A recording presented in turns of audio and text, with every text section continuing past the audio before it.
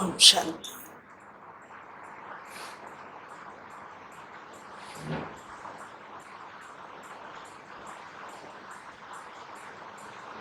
हम आज बाबा के 7 मार्च 86 के महावाक्य उनका अध्ययन करेंगे,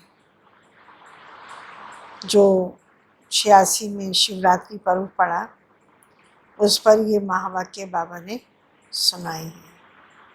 बाबा ने इस आज के महावाक्यों का विषय भी दिया है, पढ़ाई की चारों सब्जेक्ट का यथार्थ यादगार महाशिवरात्रि।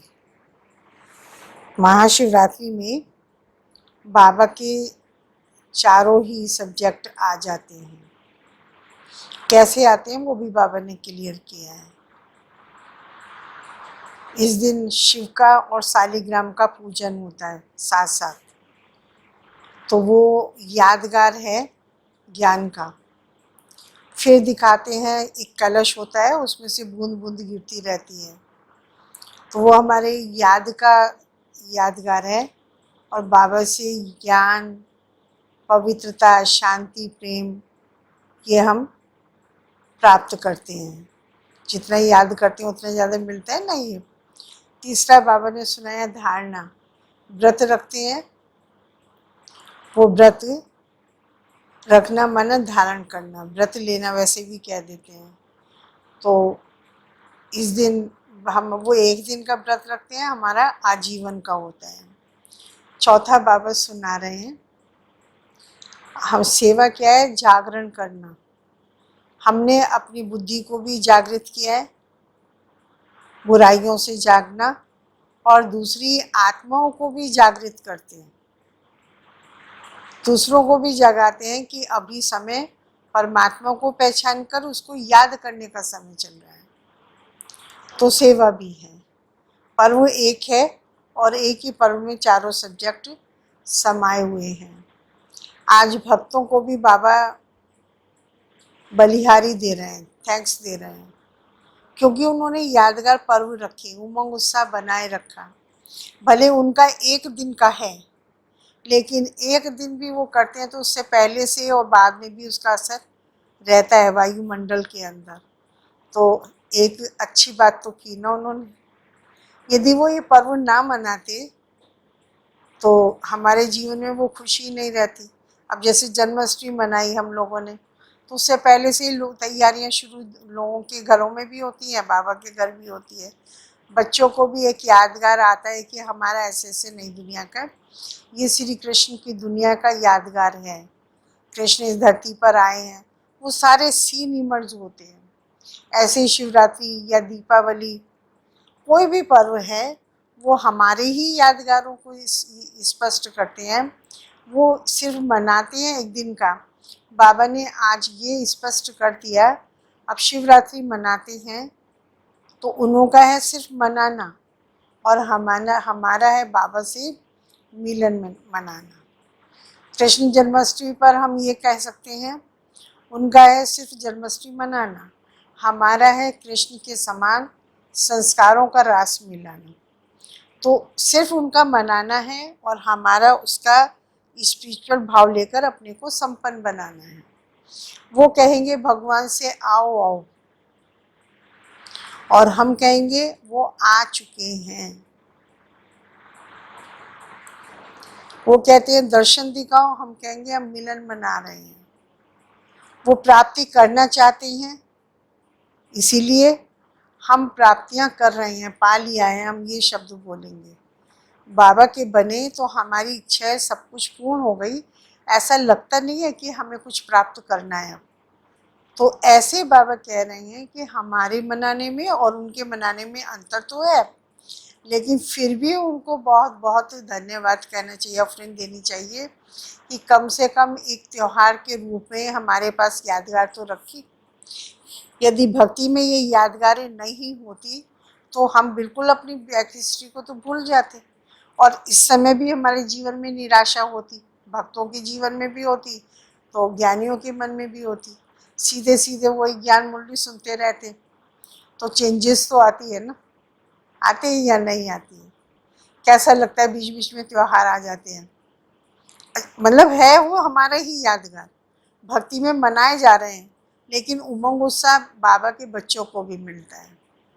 तो आज बाबा ऐसे महावाक्य शिवरात्रि पर सुनाई है और हम लोगों को उसकी गहराई दे रहे हैं। तो अगर बाबा ये भी सुना रहे हैं, शिव बाबा को भोलानाथ कहते हैं। भोले तो हैं, भोले क्यों हैं और हिसाब करने में चतुर भी क्यों है? भोला भी है और भाला भी है, दोनों शब्द हैं। हिसाब करने में बाबा कहते हैं मैं संकल्प का भी हिसाब करता हूँ, एक एक संकल्प का, उससे भी कोई बच नहीं सकता।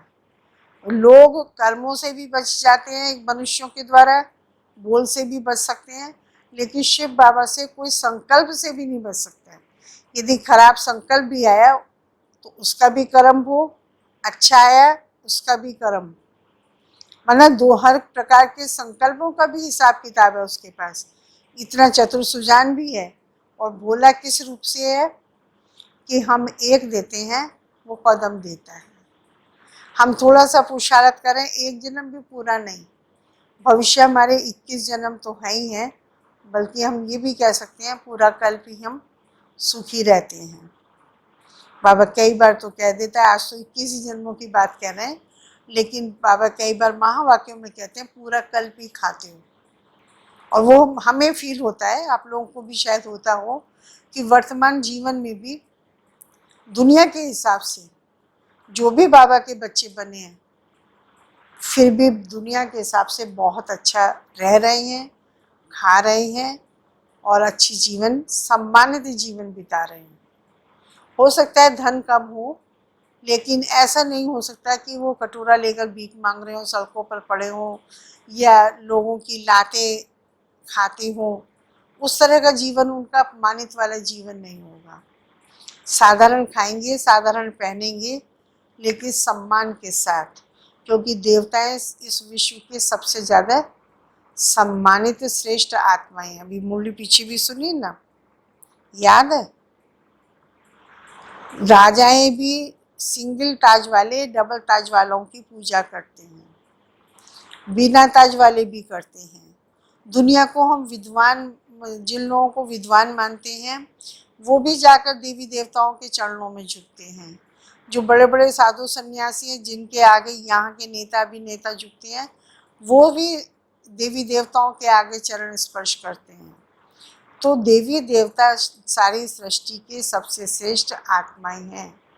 इतना श्रेष्ठ भी बाबा हम बच्चों को यहाँ ही बनाता है, इतनी प्राप्ति भी हमें ही कराता है।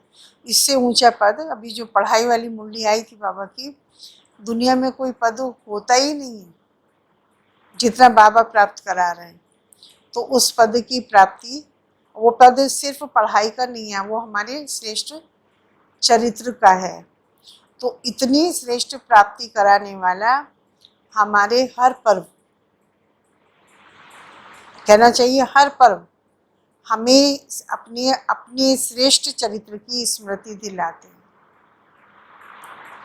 चाहे कोई सा भी पर्व हो, चाहे शिवरात्रि हो, चाहे जन्माष्टमी हो, दीपावली हो, होली हो, हमारे चरित्र के यादगार हैं। वो बार बार हमें बुद्धि में रिवाइज कराते हैं कि हम ऐसे थे और अब फिर हमें ऐसा बनना है, हमारा ही यादगार है। तो आज बाबा शिवरात्रि पर्व पर बोल रहे हैं। भले शिवरात्रि अभी नज़दीक नहीं है, लेकिन रिवाइज होने में टर्न पड़ गया है, तो इसीलिए ये महावाक्य है। आज ज्ञान दाता,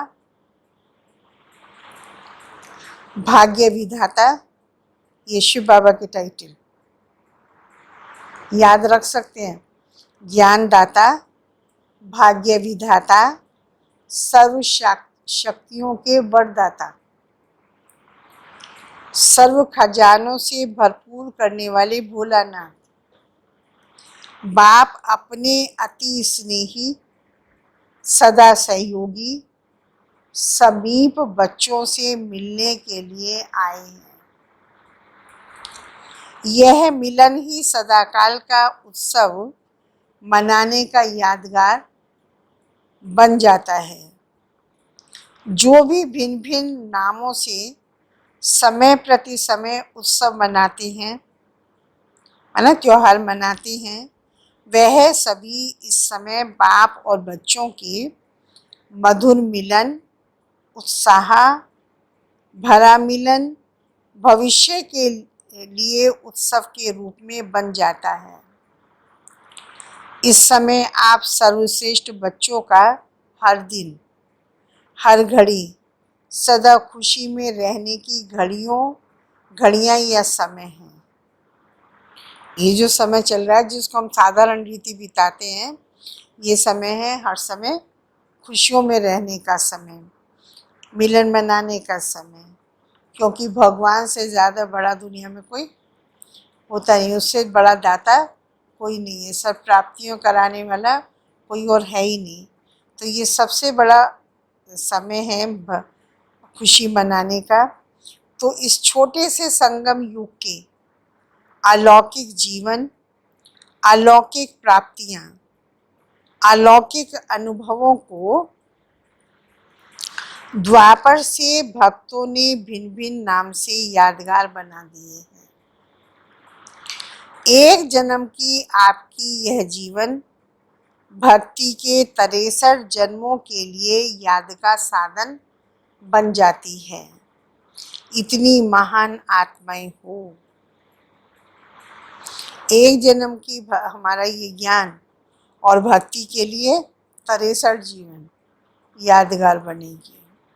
इतनी महान आत्माएं हो। इस समय की सबसे वंडरफुल बात यही देख रहे हो, जो प्रैक्टिकल भी मना रहे हो और निमित्त उस यादगार को भी मना रहे हो, चैतन्य भी हो और चित्र भी साथ साथ हैं। समझ में आ रहा है ममता बहन की वाली बात? नहीं, बाबा ने कहा ये संगम की ये विशेषता है, हमारा चैतन्य रूप का भी और यादगार जल चित्र का भी, दोनों का साथ साथ गायन है। उदाहरण के तौर पर इंदिरा गांधी, जवाहरलाल नेहरू हुए, ये राधा कृष्णन हुए, जो भी हमारे ऐतिहासिक नेताएं चले गए, उन्होंने कहीं तो शरीर लिया होगा, लेकिन उनको ये नहीं, अब जहाँ शरीर ले लिया उस शरीर को ये पता नहीं होगा कि मैं फलाना नेता था, मेरा ही ये नाम था, मेरा ही जन्मदिन मनाया जा रहा है, उन्हें थोड़ी पता होगा।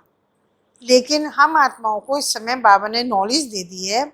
उस नॉलेज के बेस पर हमें ये पता है ये देवी देवताएं हम ही थे, हमारे ही चित्रों की पूजा हो रही है। तो हमारा चैतन्य स्वरूप भी हमें मालूम है कि मैं ये देवी थी, और अपना यादगार चित्र जो भक्ति में लोग पूज रहे हैं उसका भी मालूम है। तो ये एक बड़ी विशेषता है हमें।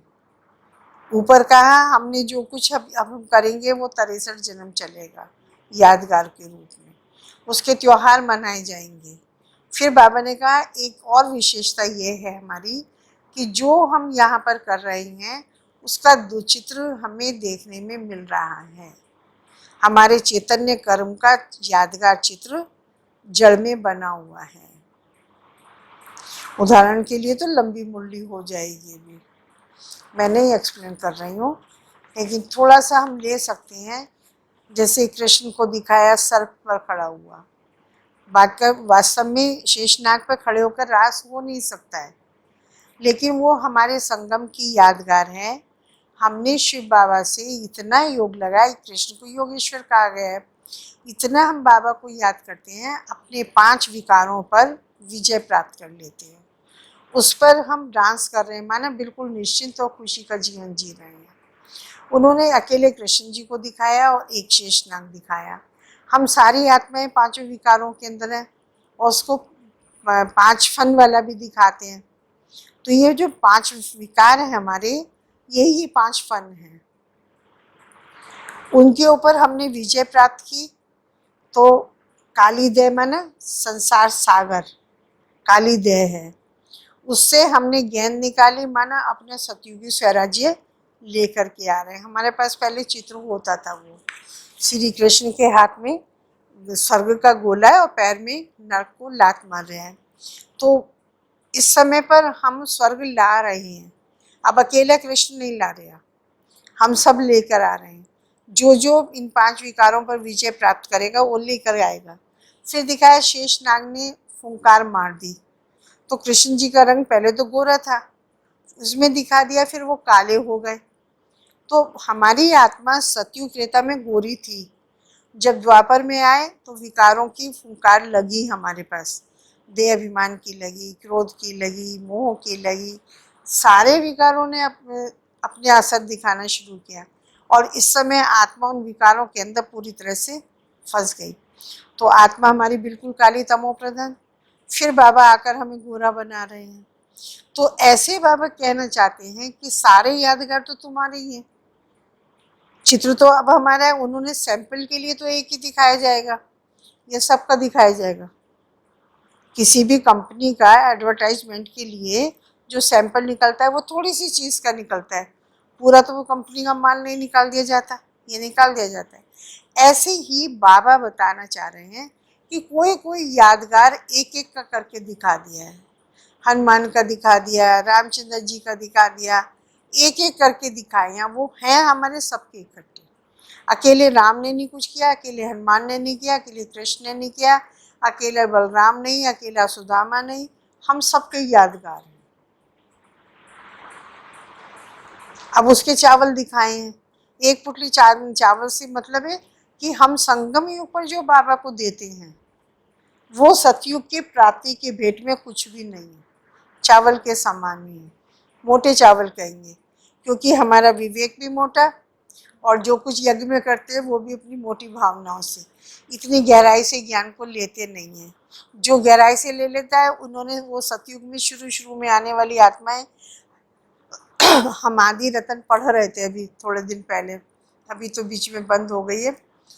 हमने पढ़ करके देखा है, आप लोग भी चाहो तो पढ़ लेना। उसमें आनंद किशोर दादा, विश्व किशोर दादा बाबा के नज़दीक थे, और नज़दीक होने के कारण इतनी जल्दी ज्ञान को कैच किया कि अपना सब कुछ बाबा पर यज्ञ सेवा में समर्पण कर दिया, और बिल्कुल हूबहू बाबा की तरह से अपना समर्पित जीवन जिया, टाइम नहीं लगाया। ये है बहुत सूक्ष्म बुद्धि की निशानी। बाकी है जैसे हम लोग हैं, हर एक के अपने अपने संस्कार हैं, मोटा बीज का चावल जैसे भी हैं हम लोग, उस अनुसार धीरे धीरे धीरे धीरे लगा रहे हैं, और जो जितना दिन लगा रहा है उतनी उसको प्राप्ति हो रही है। तो एक सुदामा ने चावल थोड़ी दिए, एक ने दिए थे क्या? कृष्ण ने एक ही को महल दिया होगा, शिव बाबा एक को तो नहीं देगा ना, सारे विश्व की आत्माओं के लिए आया है। अब जो देगा, जितना देगा उतनी उसकी प्राप्ति, ये भी बाबा कह रहे हैं। भोलानाथ है लेकिन हिसाब से देने वाला, जितना करते हो उसी के पदम गुना करके दे देगा। एक का पदम गुना है, और एक में भी किस संकल्प से दिया उसके हिसाब से देगा।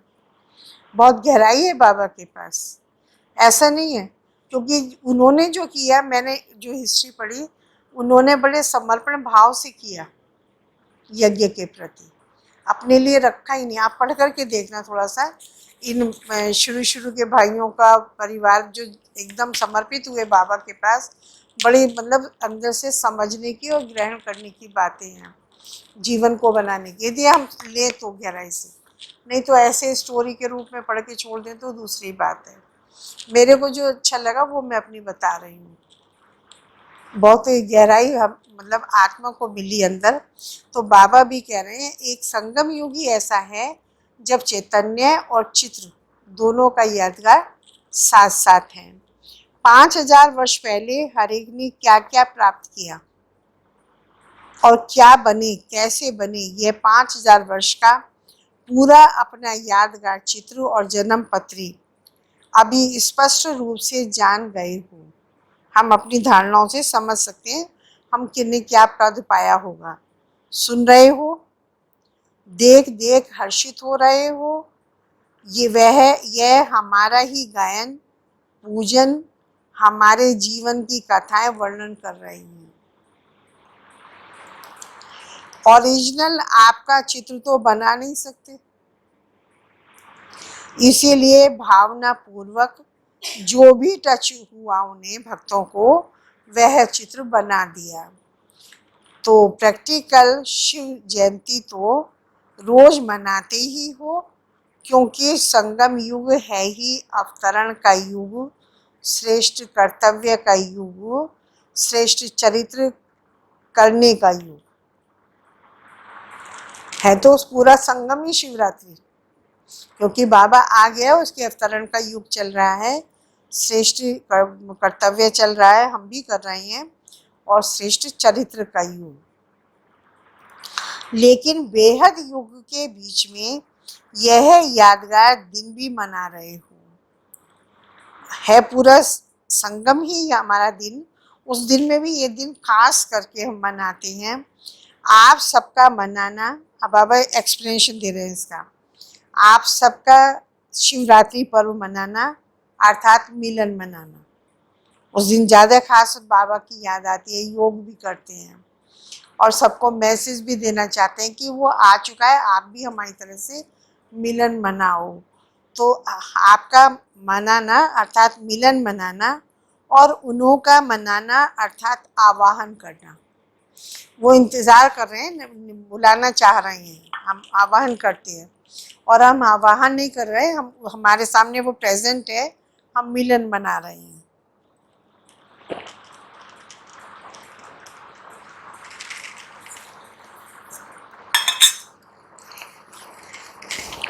उन्हों का पुकारना और आपका है पा लेना। वह कहेंगे आओ और आप कहेंगे आ गए, मिल गए। यादगार और प्रैक्टिकल में कितना रात दिन का अंतर है। वो यादगार के रूप में मना रहे हैं और हम प्रैक्टिकल मना रहे हैं। हम वो लोग आवाहन कर रहे हैं, हम मिलन मना रहे हैं। तो बाबा ने कहा वो कहेंगे आओ और हम कहेंगे हम मिलन मना रहे हैं, हम मिल चुके हैं। तो उनका पुकार लेना, हमारा पा लेना। तो कितना अंतर है दोनों में। वास्तव में यह दिन भोलानाथ बाप का दिन है। भोलानाथ अर्थात बिना हिसाब के अनगिनत देने वाला। वैसे जितना और उतने का हिसाब होता है, जो करेगा वह पाएगा, उतना ही पाएगा। वैसे ये नियम है, यह हिसाब है। लेकिन भोलानाथ क्यों कहा जाता है? जो जितना करता है उसी के हिसाब से मिलता है। फिर भी शिव बाबा को भोलानाथ क्यों कहा जाता है? क्योंकि इस समय देने में जितने और उतने का हिसाब नहीं रखता। एक का पदम गुना हिसाब है, तो अनगिनत हो गया ना। कहाँ एक और कहाँ पदम। पदम भी लास्ट शब्द है। काउंटिंग में सबसे बड़ी गिनती पदम की है, इसीलिए पदम कहते हैं। उससे आगे तो कुछ है नहीं, तो पदम भी लास्ट का है, इसलिए शब्द बाबा ने पदम बोल दिया है। वरना पदम से भी ज्यादा प्राप्ति है। अनगिनत देने वाले भोले भंडारी का दिन यादगार रूप में मनाते हैं। आपको तो इतना मिला जो अब तो भरपूर हो ही, लेकिन 21 जन्म 21 पीढ़ी सदा भरपूर रहेंगे। इतनी प्राप्ति है।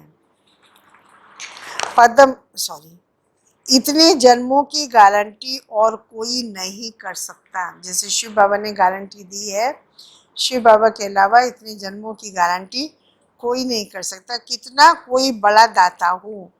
लेकिन अनेक जन्म का भरपूर भंडारा होने की गारंटी कोई भी नहीं कर सकता। तो शिव बाबा भोलानाथ हुआ ना। और मैं तो कहती हूँ 21 जन्म तो छोड़ो, कोई एक जन्म की भी नहीं ले सकता। लौकिक माँ बाप भी नहीं ले सकते, क्योंकि मैंने अपनी आंखों से देखा है, अनुभव किया है। एक माँ बाप ने अपनी बेटी के लिए बड़ा, मतलब इकलौती बेटी थी, पैसा बहुत था, अच्छे घर में शादी कर दी, वहाँ डाका पड़ गया। फिर ससुराल वालों को कह दिया कि नहीं कुछ कहना, मैं सब कुछ दे दूंगा। फिर से दे दिया। फिर उसके पति को कुछ ऐसी बीमारी हो गई, सारी संपत्ति धीरे धीरे बीमारी में निकल गई। और हुआ क्या कि जो फादर था वो कुछ समय बाद एक्सपायर हो गए। फिर रह गए भाई लोग। मैं सच्ची घटना सुना रही हूँ, कहानी नहीं सुना रही। फिर भाइयों ने, जब प्रेजेंट ही थे फादर, तो भाई जब बड़े हो गए तो उन्होंने ये कहा कि सारा उसी को दे दोगे, अब हम भी तो हैं, हमारा भी तो परिवार है। तो बाप को बड़ा दुख हुआ था। वो हार्ट अटैक में ख़त्म हो गए। अब भाइयों को यदि देना ही था तो अपने फादर को ये बोलते ही नहीं, उनको देना नहीं था। और ये सच है कि माँ बाप के बाद में भाई लोग इतना नहीं कर पाते हैं बहनों को, क्योंकि उनके आगे भी दूसरी पीढ़ी आ जाती है। तो फिर उसको देना बंद हुआ। तो वही बहन जिसने कभी एक गिलास पानी लेकर के नहीं पिया था अपने हाथ से, बहुत शाही रही, और फिर उसने कहीं जाकर के खाना बना करके अपने घर का गुजारा किया है।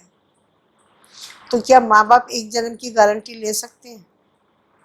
उस बाप ने गारंटी ले ली थी, मैं कर दूंगा, क्योंकि पैसा था, नाम भी बहुत किया, दे भी बहुत दिया, लेकिन नहीं था। और शिव बाबा कितने जन्मों की गारंटी ले लेता है? हम लोगों में से कोई ले सकता है किसी की गारंटी कि मैं तुम्हें दूंगा? क्योंकि हमें अपने ही भरोसा नहीं है, मैं कब तक हूँ, मेरे पास कब तक है। आज मेरे पास है, कल नहीं होगा। आज शरीर चल रहा है तो मैं कर रही हूँ, नहीं चलेगा तो नहीं कर पाऊंगी। लेकिन शिव बाबा तो सर्वशक्तिमान है, वो हमारी ले सकता है। तो शिव बाबा 21 पीढ़ी की ले रहा है, वो बाकी कोई इतनी शक्ति नहीं है किसी में जो एक जन्म की भी गारंटी ले ले। इसीलिए बाबा ने कहा, तो बाबा भोलेनाथ हुआ ना, 21 जन्मों के लिए दे रहा है। नॉलेज होते भी भोला बन जाता है बाबा, है उसको एक का पदम देना, फिर भी 21 जन्मों का देता है, इसीलिए भोलानाथ कहा जाता है। वैसे तो हिसाब करने में एक एक संकल्प का भी हिसाब जान सकते हैं, हिसाब करने में भी बहुत होशियार, दोनों चीजों में एक एक संकल्प का भी हिसाब जानते हैं, लेकिन जानते हुए भी देने में भोलानाथ ही बन जाता है। तो आप सभी भोलानाथ बाप के भोलानाथ बच्चे हो ना। एक तरफ भोलानाथ कहते, दूसरी तरफ भरपूर भंडारी कहते हैं। यादगार भी देखो कितना अच्छा मनाते हैं, मनाने वालों को पता नहीं, लेकिन आप जानते हो जो मुख्य इस संगम की पढ़ाई है, जिसके विशेष 4 सब्जेक्ट हैं, वह 4 ही सब्जेक्ट यादगार दिवस पर मनाते आते हैं। कैसे? पहले भी सुनाया था। विशेष इस उत्सव के दिन बिंदु का और बूंद का महत्व होता है। तो बिंदु इस समय के याद अर्थात योग के सब्जेक्ट की निशानी है। याद में बिंदु स्थिति में स्थित होते हो ना, आत्मा हूँ इस रूप में स्थित होते हो, तो बिंदु याद की निशानी और बूंद ज्ञान की निशानी, एक एक बूंद करके मिलना। इस ज्ञान के सब्जेक्ट की निशानी बूंद के रूप में दिखाई है। धारणा की निशानी इसी दिन विशेष व्रत रखते हो, तो व्रत धारण करना। धारणा में भी आप दृढ़ संकल्प करते हो, तो व्रत रखते हो। ऐसी सहनशील अंतर्मुख अवश्य बनकर के ही दिखाएंगे, तो वह व्रत धारण करते हो ना। यह व्रत धारणा की निशानी है, और सेवा की निशानी है जागरण करना। सेवा करते ही हो किसको? जगाने के लिए। अज्ञान नींद से जगाना, जागरण कराना, जागृति दिलाना, यही आपकी सेवा है। तो यह जागरण सेवा की निशानी है। तो 4 ही सब्जेक्ट आ गई ना, लेकिन सिर्फ रूपरेखा उन्होंने स्थूल रूप में बदल दी है। फिर भी भक्त भावना वाले होते हैं, और सदा ही बच्चे सच्चे भक्तों की यह निशानी होगी कि जो संकल्प करेंगे उसमें दृढ़ रहेंगे। ये भक्तों की महिमा हो रही है। भक्ति जो है हमारी भावना के आधार पर है, और सच्चे भक्त की निशानी जो संकल्प करते हैं वो दृढ़ रहते हैं। देखो अब ये व्रत ले लेते हैं, तबीयत खराब होगी लेकिन व्रत छोड़ेंगे नहीं बीच में। इसीलिए भक्तों से भी बाप का स्नेह है, क्योंकि भक्ति जो कर रहे हैं, व्रत करते हैं, करते तो प्यार के कारण ही है, चाहे समझ नहीं है बेचारों को। फिर भी आपके यादगार को द्वापर से परंपरा तो चला रही हैं, और विशेष इस दिन जैसे आप लोग यहाँ संगम युग पर बार बार समर्पण समारोह मनाते हो, अलग अलग भी मनाते हो, ऐसे ही आपके इस फंक्शन का भी यादगार वह स्वयं को समर्पण नहीं करते लेकिन बकरे को समर्पण करते हैं। पहले होता था ना, अब तो बंद कर दिया गवर्नमेंट ने, कि काशी विश्वनाथ जी के मंदिर में वो समर्पण करते थे खुद को भी, और वहाँ बकरे की बलि चढ़ाते थे। तो बाबा ने कहा हम लोग अपने पुराने संस्कारों की बलि चढ़ाते हैं। समर्पण समारोह होता है ना, कभी 50 साल वालों का हो रहा है, कभी 25 साल वाली बहनों का, कभी 25 साल वाले भाइयों का, कभी युगलों का, कभी कुमारियों का 10 साल हुआ, जिनको 20 साल हो गए। तो बाबा ने कहा तुम तो अलग अलग करते हो, फिर एक एक कुमारी भी समर्पित होती है, तो तुम्हारे यहाँ ये है। लेकिन उन्होंने उसका यादगार बकरे की बलि चढ़ानी शुरू कर दी, बलि चढ़ा देते हैं। वैसे तो बाप दादा भी हंसी में कहते हैं यह है बकरे की बलि चढ़ाना। क्या है बकरे की विशेषता? वो क्या करता है? मैं करता है।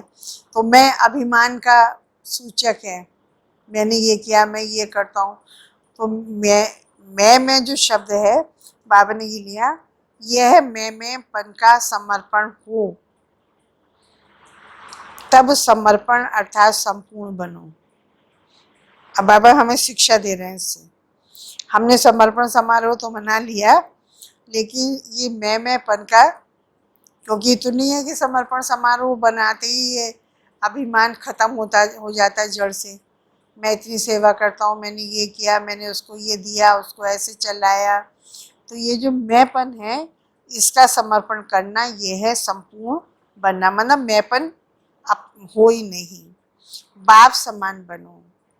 जैसे ब्रह्मा बाप ने पहला कदम क्या उठाया, मैं और मेरेपन का समर्पण समारोह माना। किसी भी बात में मैं की बजाय सदा नेचुरल भाषा में, साधारण भाषा में भी बाप शब्द ही सुना, मैं शब्द नहीं बोला। बड़ी हमने बाबा को नहीं देखा, लेकिन बड़ी दादी को देखा।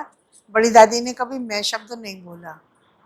दादी कहती है, दादी ऐसा करे, दादी को ये सोच आया। अब मैं सोचती हूँ मैंने ये करना है, नहीं, दादी का विचार है।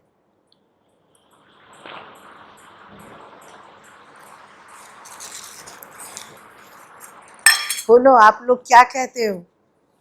तो ये मैं को, मतलब ये मैं को समर्पित करना माना संपूर्ण समर्पण होना, बाप ब्रह्मा बाप समान बनना। बाबा करा रहे हैं, मैं नहीं कर रहा। मेरे इस शरीर का सदुपयोग या बुद्धि का प्रयोग बाबा कर रहे हैं, बाबा चला रहा है।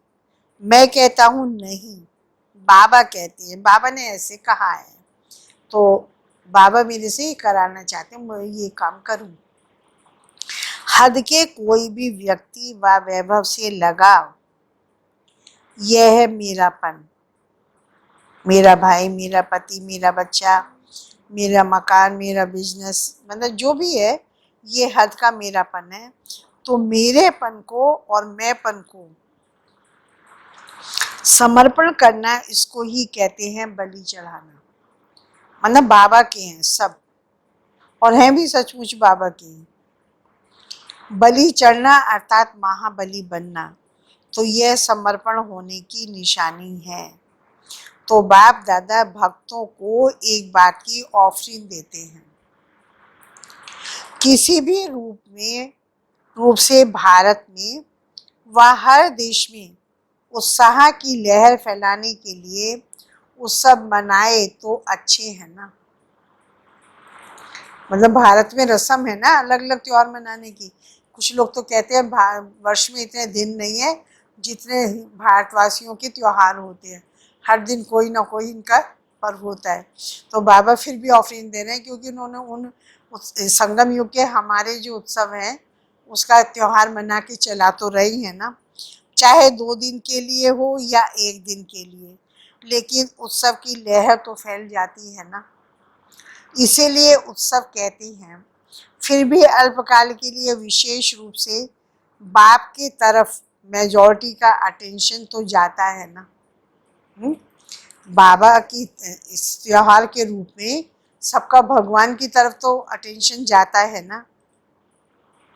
तो इस विशेष दिन पर क्या विशेष करेंगे, अब हमसे बाबा पूछ रहे हैं, आप लोग इस विशेष दिन पर, शिवरात्रि आया है तो क्या विशेष करेंगे। जैसे भक्ति में कोई सदाकाल के लिए व्रत लेता है और कोई में हिम्मत नहीं होती तो 1 मास के लिए लेता है, कोई 1 दिन के लिए भी लेता है, तो कोई थोड़े समय के लिए भी लेता है। अब बाबा हमें धारणा करने के लिए युक्ति बता रहे हैं। भक्ति में कोई कोई व्रत ले लेते हैं, कोई सारे जीवन के लिए लेते हैं, मतलब कोई चीज़ खानी छोड़ दी, कोई काम हम नहीं करेंगे छोड़ दिया। तो किसी ने आजीवन के लिए लिया, कोई 1 मास के लिए लेता है, कोई 1 हफ्ते के लिए, कोई 1 दिन के लिए, कोई कुछ घंटे के लिए ले लेते हैं, फिर वह व्रत छोड़ देते हैं। आप तो ऐसे नहीं करते हो ना। मधुबन में तो धरनी पर पाँव नहीं है, और फिर जब विदेश में जाएंगे तो धरनी पर आएंगे या ऊपर ही रहेंगे। अब इसका क्या मतलब है अनीता बहन।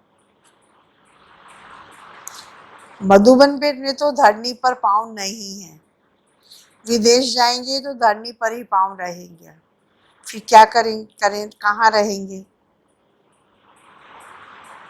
आ रहे समझ नहीं, क्योंकि हाँ हाँ हाँ, तो हम बाबा के करीबपन का अनुभव करते हैं। माना धरती पर रहने वाली भौतिक चीज़ों के प्रति आकर्षण नहीं होता हमारा, इन सब चीज़ों से ऊपर होते हैं, उस समय बाबा वाले वाइब्रेशंस होते हैं। तो बाबा ने कहा धरनी पर पाँव नहीं, इन पैरों की बात नहीं कर रहे हैं, बुद्धि की बात बाबा कर रहे हैं। और जब विदेश चले जाएंगे तो वहाँ उनका कारोबार होगा, घर परिवार होगा, तो बुद्धि वहाँ जाएगी। तो बाबा ने कहा कहाँ रहेंगे।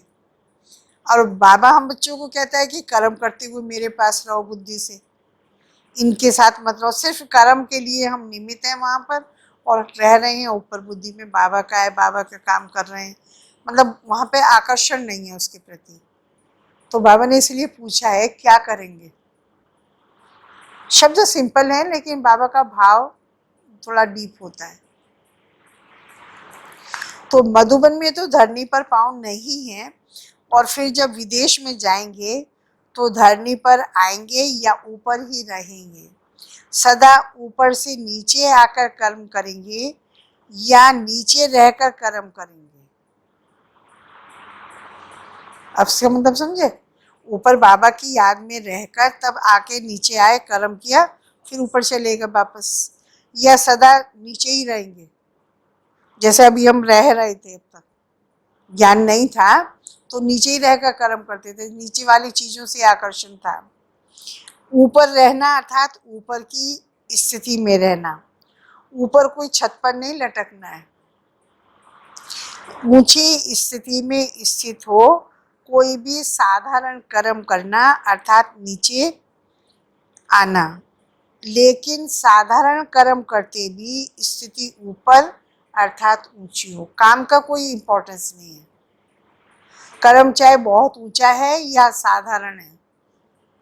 झाड़ू ही लगाना है, चाहे स्टेज पर भाषण करना है। अब स्टेज पर भाषण करना बड़ी बात हो गई, झाड़ू लगाना साधारण कर्म हो गया। लेकिन हमने यदि बाबा की याद में रहकर झाड़ू लगाई तो वो हमारा कर्म ऊंचा माना गया।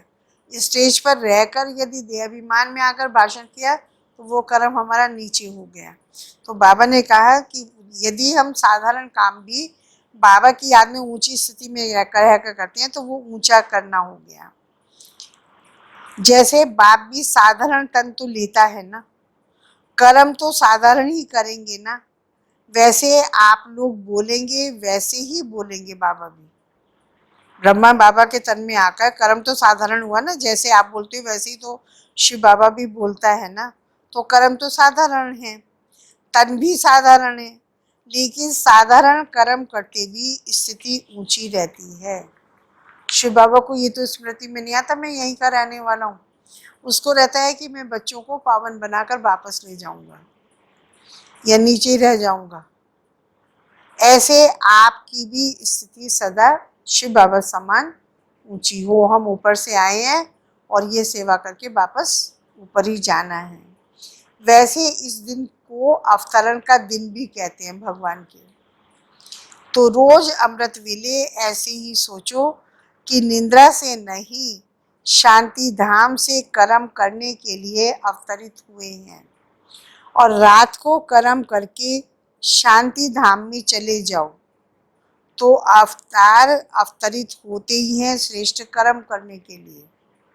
अवतार का मतलब ही होता है अवतरित हुए, कर्म किए, वापस चले गए। तो उनका जन्म नहीं कहते अवतारों का, वो तन में प्रवेश करते हैं। तन में प्रवेश किया, काम किया, उस आत्मा को फिर छोड़कर चले जाते हैं। अवतरण कहते हैं ऊपर की स्थिति से नीचे आते हैं, यह है अवतरण। तो ऐसी स्थिति में रहकर कर्म करने से साधारण कर्म भी अलौकिक कर्म में बदल जाते हैं। जैसे दूसरे लोग भी भोजन खाते हैं, आप कहते हो ब्रह्मा भोजन खाते हैं, वो कहते हैं हम खाना खाते हैं, भोजन करते हैं। तो दोनों में फर्क तो हो गया ना। हम लोग क्या कहते हैं? अब आपको कुछ भी बाबा के घर पर मिलता है तो आप क्या कहते हो? ब्रह्मा भोजन मिल रहा है, बाबा का प्रसाद मिल रहा है। और दुनिया में क्या कहते हैं? ऐसे प्रसाद खा लिया। तो महत्व तो है ना, घर में बनाएंगे तो खाना खा लिया, और बाबा के घर में भी वो खाना खाते तो खाना तो वही है। अब क्या बन जाता है वो? जब हमारे पास पूरी छोले बनते हैं, खाना होता है, तो आप क्या कहते हो? कि तो नहीं कहते हो खाना खा रहे हैं, भोजन कर रहे हैं। क्या बोलते हैं आप लोग? ब्रह्मा भोजन है, प्रसाद है। तो भावना तो फर्क हो गई ना। हम लोग घर पे भी ब्रह्मा भोजन ही खाएंगे। जो नियमों की पालना करते हैं वो बनाते भी बाबा की स्मृति में है, बनाते भी शुद्ध भोजन है और खाते भी बाबा की याद में है। तो वो ब्रह्मा भोजन होता है। घर पे भी ब्रह्मा भोजन हो सकता है। जरूरी नहीं है कि आश्रम पर ही है तो हम हर दिन हर पल जो भी खाएं। इसीलिए तो बाबा ने ब्राह्मणों के लिए नियम बनाया कि बाहर का नहीं खाना है, क्योंकि वो बाबा की स्मृति में रहकर नहीं बनाएंगे, पवित्र रहकर नहीं बनाएंगे, वो नहा धो करके नहीं बनाएंगे, शुद्धता से नहीं बनाएंगे। यहाँ बनता है ब्रह्मचारी होते हैं, नहा धोकर बनाते हैं। तीसरा, शिव बाबा की याद में रहकर बनाएंगे। तो इसीलिए फिर वो शिव बाबा को भोग लगाया जाता है। बिना भोग लगाए कोई चीज ब्राह्मण, कुमार और कुमारी नहीं खा सकते। तो इसीलिए जो खाएंगे वो ब्रह्मा भोजन, वो ब्रह्मा भोजन अंदर जाते जाते धीरे धीरे अपना काम करता है। जो बुद्धि शुद्ध होती जाती है और साथ साथ शरीर के अंग भी शुद्ध होते हैं। देखना, सोचना, बोलना, चलना, वो सब शुद्ध बनता चला जाता है। तो बाबा ने कहा आप लोगों के भोजन में फर्क तो हो गया ना। चलते हो, अब चाल कैसी? हम बाबा की याद में चल रहे हैं, देहाभिमान में नहीं। तो चलते हो आप फरिश्तों की चाल चलते हो, डबल लाइट स्थिति में चलते हो। तो अलौकिक चाल, अलौकिक कर्म हो गया। तो सिर्फ आज का दिन अवतरण का दिन नहीं, लेकिन संगम युग ही टोटल अवतरण का दिन है। एक दिन नहीं मनाओ, बाबा कहते हैं पूरा संगम ही अवतरण दिवस मनाओ। आज के दिन आप लोग बाप दादा को मुबारक देते हो, लेकिन बाप दादा कहते हैं पहले आपको मुबारक हो। अगर बच्चे नहीं होते तो बाप कौन कहता मुझे? हंसी की बात। बच्चे बाबा को मुबारक देते हैं कि आप आए हैं। बाबा पहले आपको मुबारक दे रहे हैं। सबको जो भी ऑनलाइन सुन रहे हैं, आ रही है हंसी? हाँ,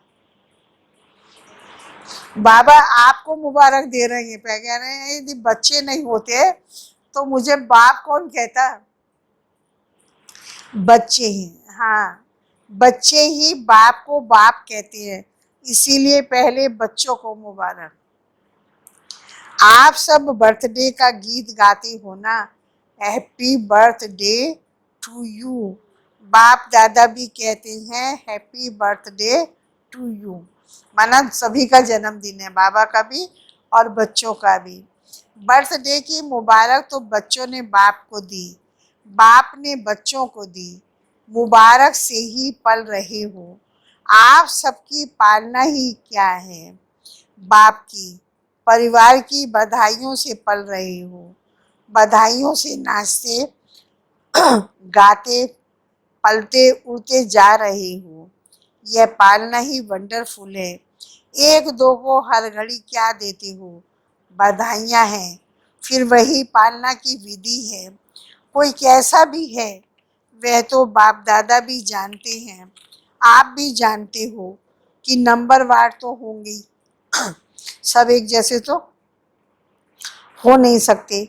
अगर नंबरवार नहीं बनते तो सतयुग में कम से कम 1.5 लाख तख्त बनाने पड़े। बाबा ने कहा 1.5 लाख, 9 लाख की आबादी है, लेकिन 9 लाख के 9 लाख तो गद्दी पर नहीं बैठेंगे। बाबा ने कहा कम से कम 1.5 लाख की आप तो तख्त बनाने पड़ेंगे, लेकिन नंबर 1 तो एक ही रहेगा, सब तो बन नहीं सकते हैं।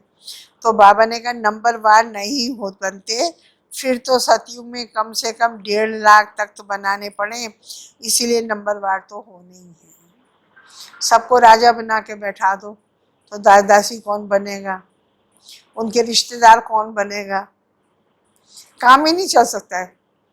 अब यहाँ पे भी सोच लो सारे प्रधानमंत्री बन जाए तो काम चलेगा।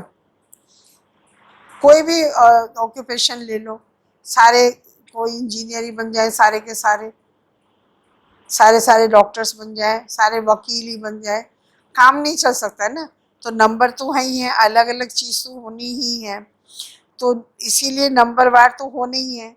तो नंबरवार होना है, लेकिन कभी कोई को अगर आप समझते हैं कि यह रॉन्ग है, अब हमारी सोच अच्छी बनाने के लिए बाबा ने कहा यह काम अच्छा नहीं कर रहे हैं।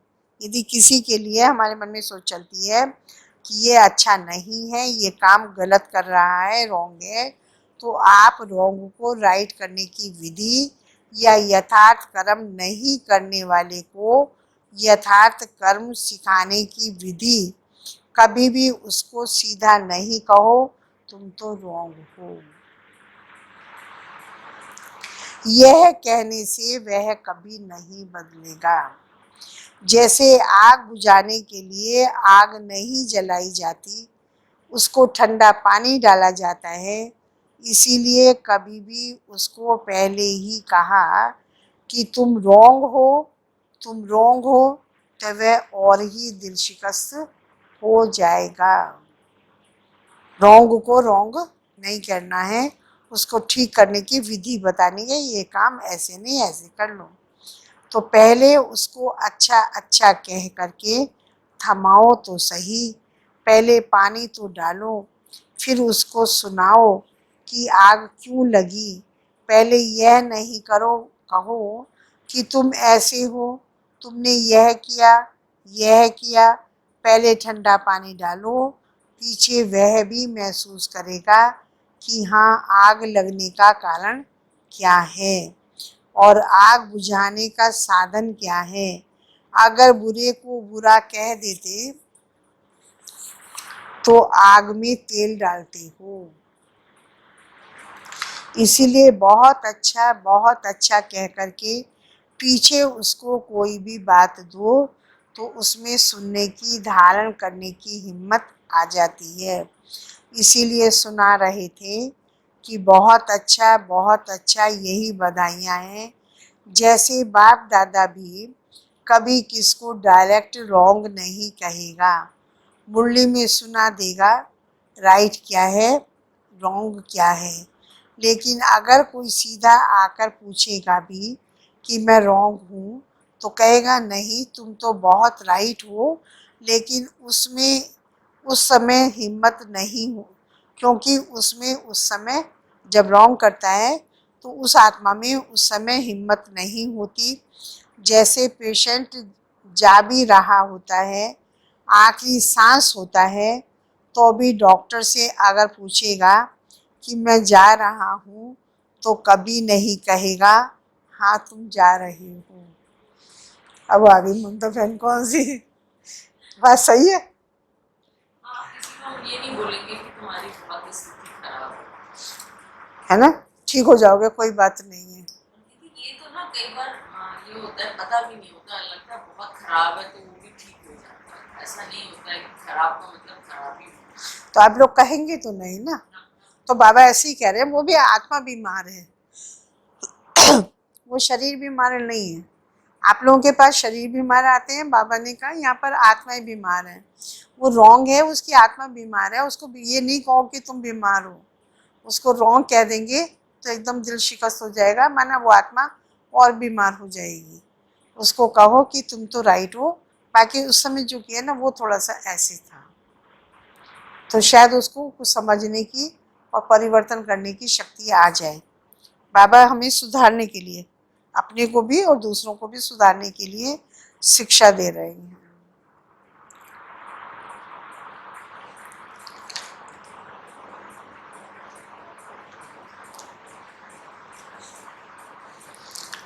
आखिरी सांस होता है तो भी डॉक्टर से अगर पूछेगा मैं जा रहा हूँ तो कभी नहीं कहेंगे डॉक्टर कि हाँ जा रहे हो, क्योंकि उस टाइम हिम्मत नहीं होती पेशेंट में। किसकी दिल कमज़ोर हो और आप अगर उसको ऐसे कह दो, वह तो हार्ट फेल हो ही जाएगा, अर्थात पुरुषार्थ में परिवर्तन करने की शक्ति नहीं आएगी। तो संगम युग है ही बधाइयों से वृद्धि को पाने का युग। यह बधाइयाँ ही श्रेष्ठ पालना है। इसीलिए आपके इस बधाइयों की पालना का यादगार जब भी कोई देवी देवता का दिन मनाते हैं तो उसको बड़ा दिन कह देते। दीपमाला होगी, शिवरात्रि होगी तो कहेंगे आज बड़ा दिन है। तो भी उत्सव होंगे, जो भी उत्सव होंगे उसको बड़ा दिन कहेंगे, क्योंकि आपकी बड़ी दिल है तो उन्होंने बड़ा दिन कह दिया। तो एक दो को बधाइयाँ देना यह बड़ी दिल है, समझा। ऐसे नहीं कि रॉन्ग को रॉन्ग समझाएंगे, नहीं, लेकिन थोड़ा धैर्य रखो। इशारा तो देना पड़ता है, लेकिन टाइम तो देखो ना, वह मर रहा है और आप उसको कहो मर जाओ, मर जाओ, तो टाइम देखो, उसकी हिम्मत देखो। बहुत अच्छा कहने से हिम्मत आ जाती है, लेकिन दिल से कहो, ऐसे नहीं बाहर से कहो तो वह समझे कि मेरे को ऐसे ही कह रही हैं। यह भावना की बात है। दिल का भाव रहम का हो तो उसके दिल को रहम का भाव लगेगा। इसीलिए आप बधाइयाँ देते रहो, बधाइयाँ देते रहो। यह बधाई वरदान है। जैसे आज के दिन को गायन कहते हैं, शिव के भंडारे भरपूर, तो आपका गायन है, सिर्फ बाप का नहीं। सदा भंडारा भरपूर हो, दाता के बच्चे दाता का बन जाओ। सुनाया था ना, भक्त हैं लेवता और आप वो देवता। देवता माना देने वाले और भक्त हैं लेवता माना लेने वाले। वो मांगते रहते हैं भगवान से, देव चित्रों से। तो किसी को भी कुछ थोड़ा भी देकर फिर आप उनसे कुछ ले लो तो उसको फील नहीं होगा, फिर कुछ भी उसको मना सकते हो, लेकिन पहले उसको दो, हिम्मत दो, उमंग दिलाओ, खुशी दिलाओ। फिर उससे कुछ भी बात मनाने चाहो तो मना सकते हो। रोज उत्सव मनाते रहो, रोज बाप से मिलन मनाना, यही उत्सव मनाना। तो रोज उत्सव है ना। अच्छा, चारों ओर के बच्चों को संगम युग के हर दिन के अवतरण दिवस की अविनाशी मुबारक हो। सदा बाप समान दाता और वरदाता बन आत्मा को भरपूर करने वाले मास्टर भोलानाथ बच्चों को सदा याद में रहे हर कर्म को यादगार बनाने वाले बच्चों को सदा स्व उन्नति और सेवा की उन्नति में उमंग उत्साह से आगे बढ़ने वाले श्रेष्ठ बच्चों को विशेष आज के यादगार दिवस शिव जयंती सो ब्राह्मण जयंती हीरे तुल्य जयंती सदा सर्व को सुखी बनाने की संपन्न बनाने की जयंती की मुबारक और यादगार और नमस्ते।